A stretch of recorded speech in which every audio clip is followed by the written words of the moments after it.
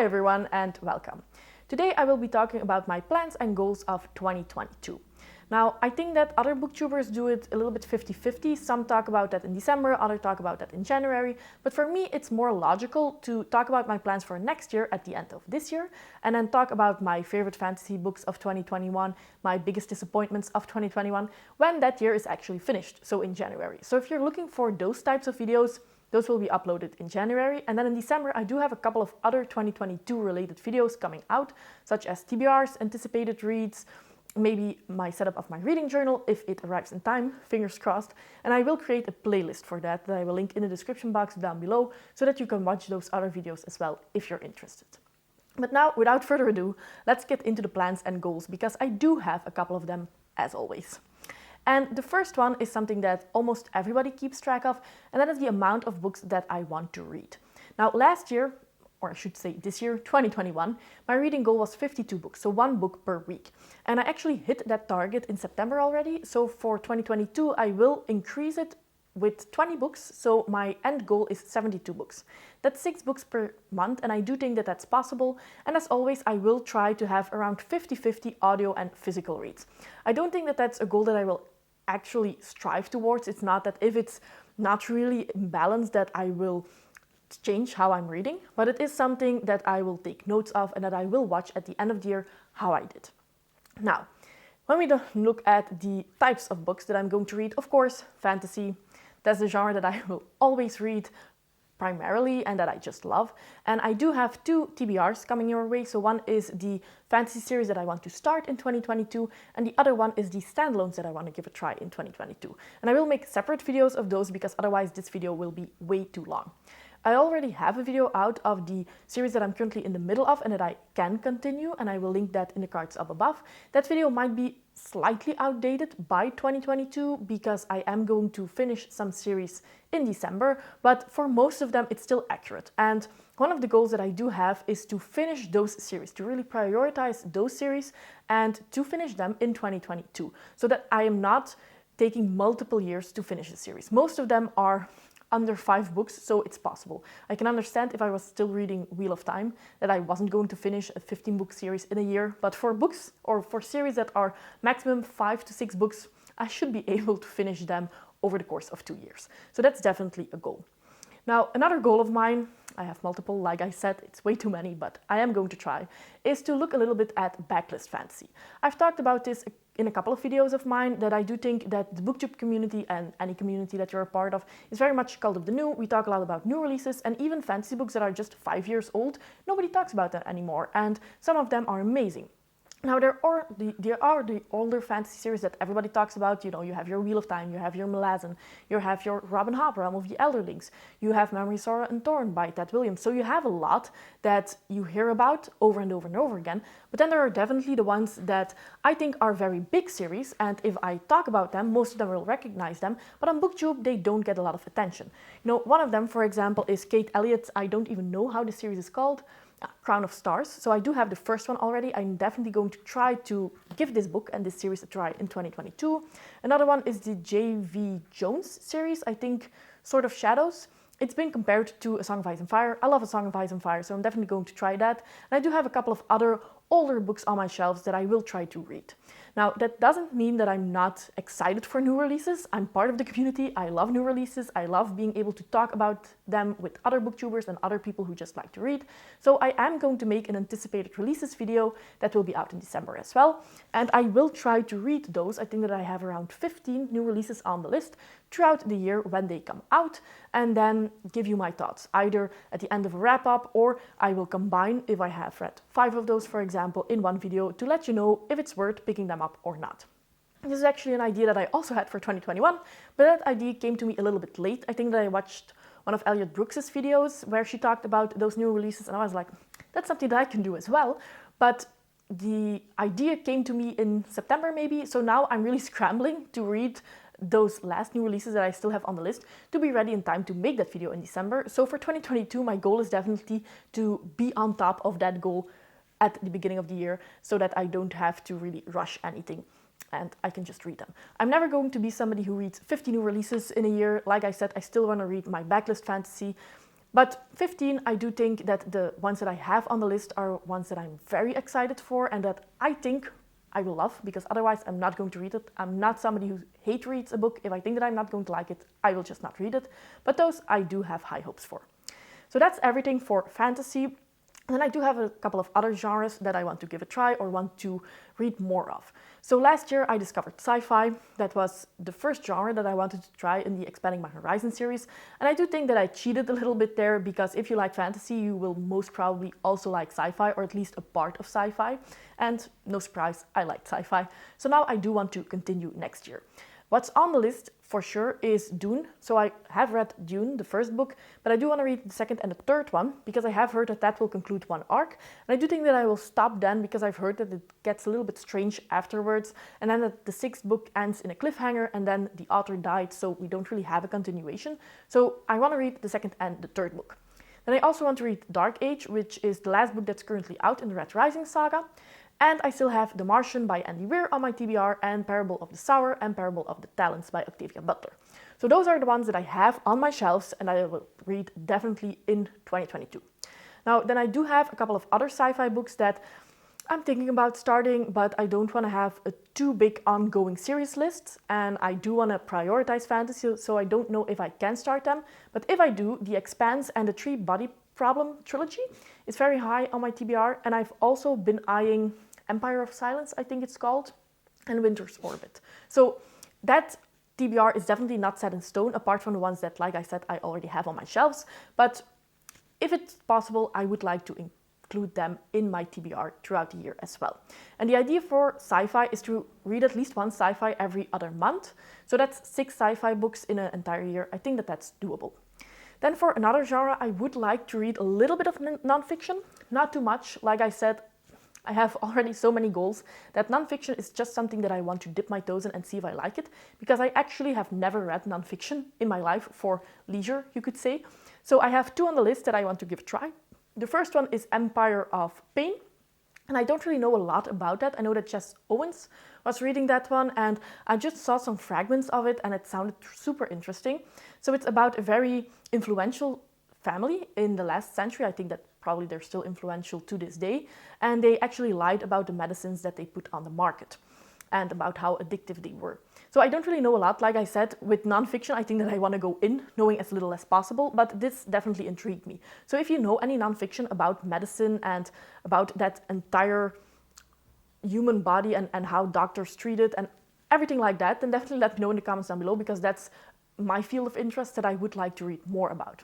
And then the other nonfiction that I have on the list is, of course, Sapiens, and if I like that, I would probably also read its sequel, which I think is called Homo Deus, but I'm not quite sure about that. So I only have 2 to 3 nonfiction on the list, but like I said, I've never read nonfiction before, so I'm just going to give it a try, and that's it. It's pretty laid back at this point, and I do think that I have those 2 on audiobook, so that's a plus. Then, apart from that, I have one other genre that I want to talk about, and that's a genre that I don't even know what it's going to be, because it's the Expanding of My Horizon series, and like I said, I tried sci-fi last year. I think that that was a little bit chickened out choice, if you could say. It's not really a real choice. Let's try a completely different genre from fantasy. I'm trying sci-fi. So for the new genre, I don't really know what it's going to be for sure. Let me know what you think I should try in the comments down below. But I am toying with contemporary romance, which I've never read before, classics, and I do know that classics is not a genre, but it's a category that I haven't read that much of before. And if I would choose classics, I'm not going to read something like Frankenstein, but I would read something like Jane Austen, which is completely different from what I read right now. And then the last thing that I think I would like to try is YA, which again is an age range, not a genre, but still it's something that I've never read before. And I do want to read some YA fantasy just to see if it's true that it does have a couple of tropes. I know a lot of people who say that YA isn't written that well, which I think I would be surprised if that's true, because someone like Brandon Sanderson also writes YA. And I can't really see how he would write very well in adult fantasy and then all of a sudden doesn't write well in YA. But I just want to see for myself. So that's one of the categories you could say that I would also like to try. So let me know in the comments down below what you think that I should try for the Expanding My Horizon series. Again, I think that I will try one of these categories throughout entire 2022 and then treat it a little bit laid back and only choose a new one for 2023 so that I really have the time to read those 5 books in that category and really think about it and don't really put it on the top of my TBR. Then the last thing, this is not a genre, but this is about comic books, graphic novels, stuff like that.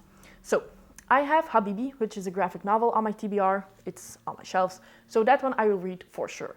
And then I do have 3 mangas that I'm currently in the middle of. I have Death Note, I have Vinland Saga, and I have Full Metal Alchemist. Now, Full Metal Alchemist, I read the first Full Metal edition. I don't really like it. I don't really know if I will continue.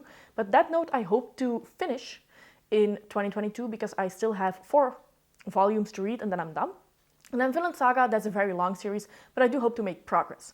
And one of my goals, I need to follow this, is not start anything new until I finished both Death Note and Vinland Saga. Or I'm up to date with Vinland Saga, because I don't think that that's finished yet. That's something that I just need to do, because with fantasy series, I don't really have a problem with being in the middle of 10, because I'm reading fantasy every day.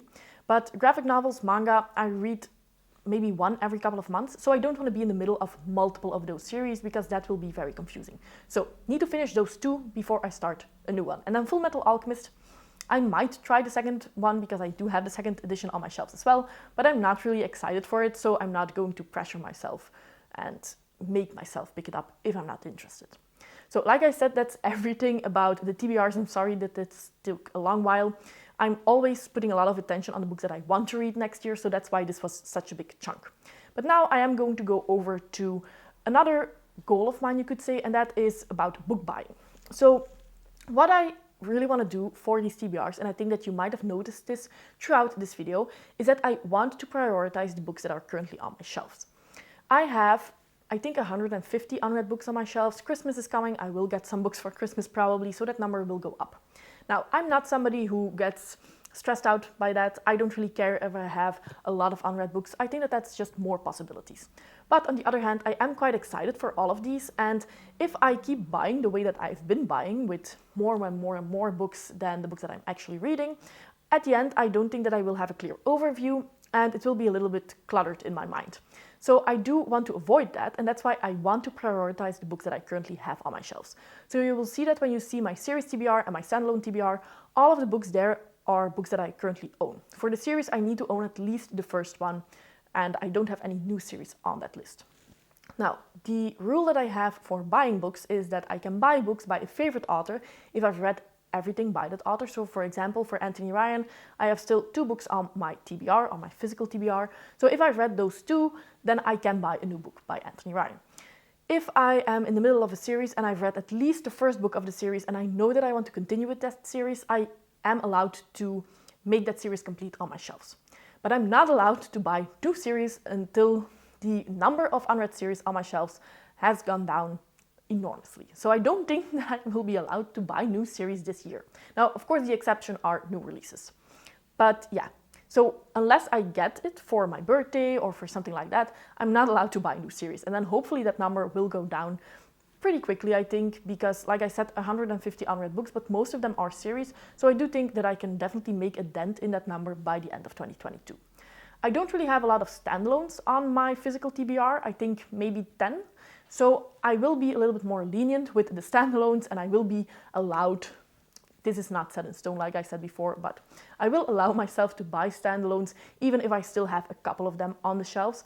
But if I'm not really sure if I will like it or not, then I do plan to first pick it up on e-reader, which is a lot cheaper. And then if I like it enough that I really want to have a physical copy, then I can buy it.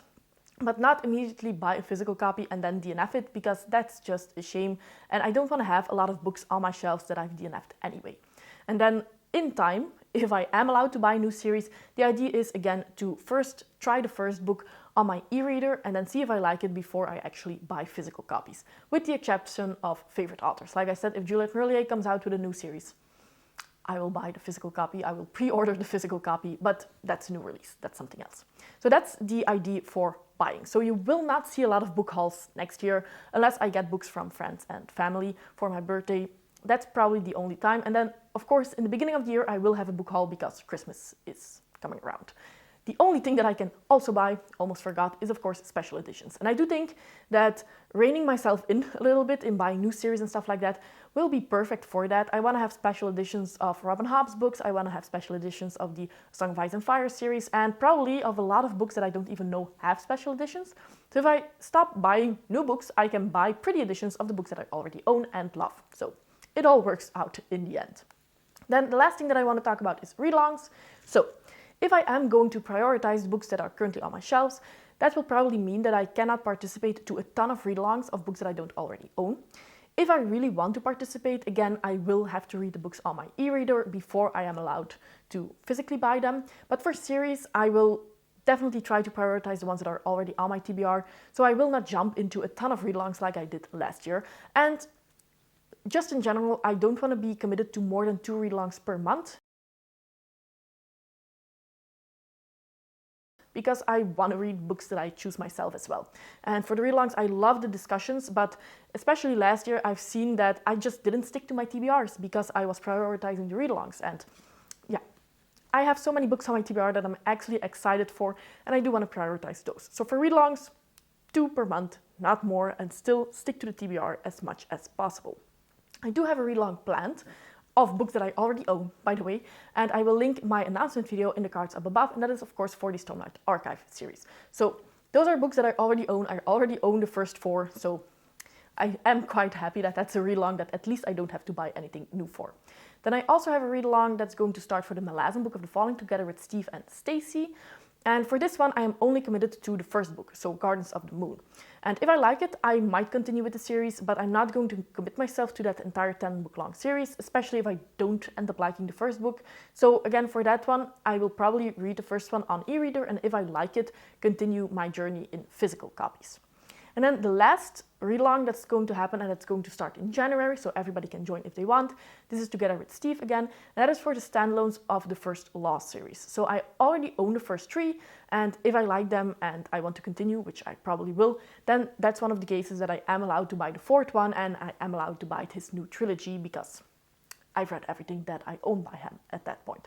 But those are the only read-alongs that are currently on the planning, and I don't think that I will add a lot to that planning, at least in the beginning of the year when I already have these 3 going on.